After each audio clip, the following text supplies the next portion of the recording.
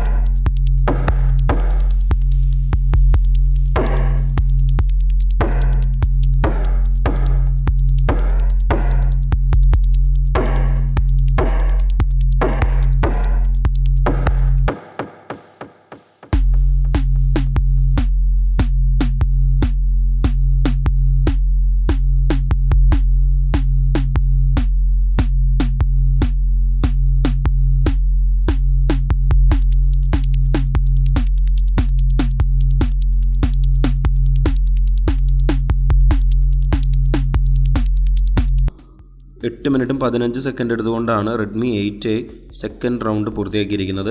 അതേസമയം Samsung M10s 7 minute 58 second കൊണ്ട് പൂർത്തിയാക്കിയിരിക്കുകയാണ്. ഇവിടെ തീർച്ചയായും എല്ലാ റൗണ്ടുകളിലും വിൻ ചെയ്തത് സാംസങ് M10s ആണ്. ഇനി നമുക്ക് രണ്ട് ഫോണിന്റെ റീബൂട്ടിംഗ് ടൈം കൂടി ഒന്ന് നോക്കാം. റെഡ്മി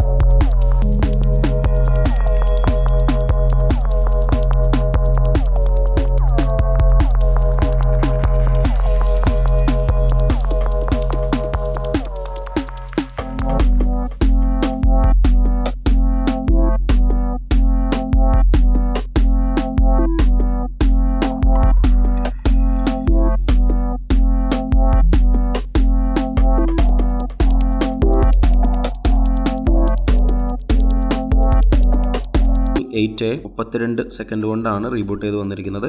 സാംസങ് M10s 34 സെക്കൻഡ് എടുത്തു. 2 സെക്കൻഡ് അധികം എടുത്തിട്ടാണ് സാംസങ് M10s റീബൂട്ട് ചെയ്ത് വന്നിരിക്കുന്നത്.